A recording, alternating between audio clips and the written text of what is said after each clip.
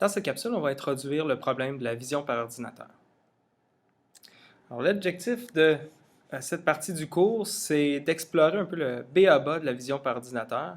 On va parler des opérations simples de bas niveau qu'on peut appliquer sur des images qu'on retrouve souvent dans des systèmes de vision par ordinateur, tels que la détection de contours ou le calcul de ce qu'on appelle des gradients d'images. Et finalement, on va avoir une application, celui de la reconnaissance d'objets, qui est une des tâches possibles en vision par ordinateur, qui va nécessiter, entre autres, l'extraction de caractéristiques utiles à partir d'images, qui va être basée sur ce qu'on appelle des histogrammes de gradients.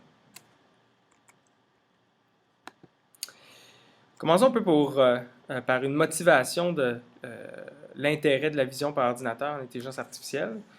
On remarque en fait, premièrement, que à peu près toutes les créatures intelligentes sont déjà dotées de vision.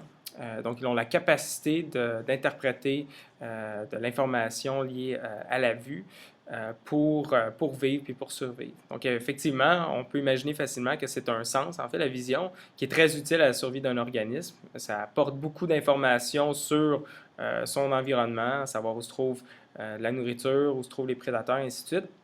Donc, sans trop de surprise, si on regarde par exemple chez l'être humain, en fait, 25% du cerveau environ, cette mesure-là varie d'une source à l'autre, mais autour de 25% du cerveau, de notre capacité finalement, le nombre de neurones qu'on a et de connexions dans le cerveau, 25% de ça est dédié ou sert du moins à la vision chez l'être humain. Si on compare avec d'autres sens comme l'ouïe ou le toucher, c'est beaucoup plus bas, autour de 8 ou 3%.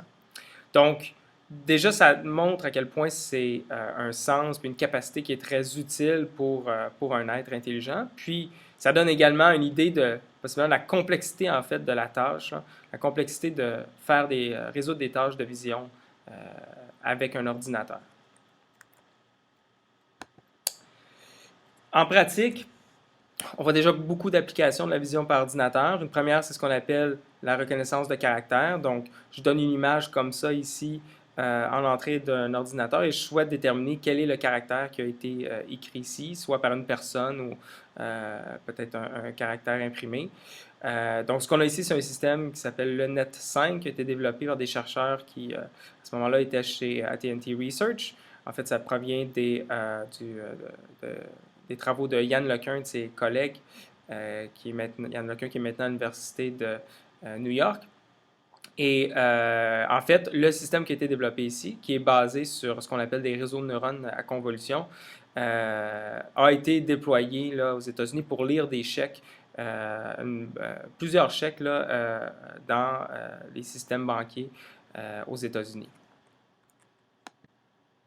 L'application, c'est celle de la détection de visage. Encore ici, on a une image là, tirée des travaux de Yann LeCun. Donc, il y a plusieurs approches différentes pour la détection de visage et c'est quelque chose qu'on retrouve de plus en plus, entre autres dans les téléphones cellulaires, cette capacité là, de prendre une photo puis d'identifier où se trouvent les personnes et spécifiquement où se trouve leur visage. Donc, ça commence à être un outil qu'on voit là, dans la vie de tous les jours, qui est utilisable dans la vie de tous les jours.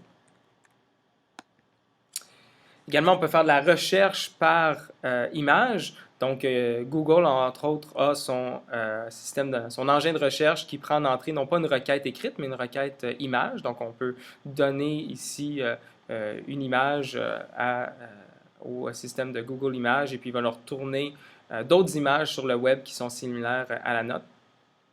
On peut également faire ça, il existe des outils pour faire ça dans nos propres collections de photos si on souhaite trouver les différentes photos d'une personne, qu'on a une seule photo à la main là, et qu'on souhaiterait identifier toutes les photos de cette même personne-là. Donc, et là, de plus en plus, dans les dernières années, on a vu beaucoup de progrès là, dans la capacité d'interpréter une image comme ça, puis de trouver d'autres images qui étaient sémantiquement les mêmes, donc qui contiennent la même personne, le même paysage, et ainsi de suite. Et finalement, on peut faire la vision par ordinateur sur de la vidéo. Donc, dans ce cas-ci, c'est une application de suivi d'objets qui est montrée ici. Donc, on a une vidéo, c'est-à-dire une séquence d'images finalement distribuée dans le temps. Et à tout moment, donc pour chaque image, là, à chaque instant donné, on souhaite identifier, dans ce cas-ci, dans cet exemple-ci, où se trouvent les joueurs de soccer sur un terrain. Donc, une utilité de ça, ça pourrait être pour faire une analyse automatisée de la stratégie de différentes équipes, par exemple. Je donne un lien ici vers la vidéo en tant que telle qui se trouve sur YouTube.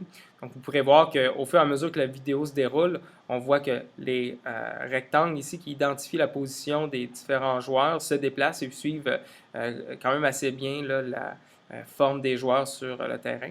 Donc, c'est un autre exemple d'application de vision par ordinateur.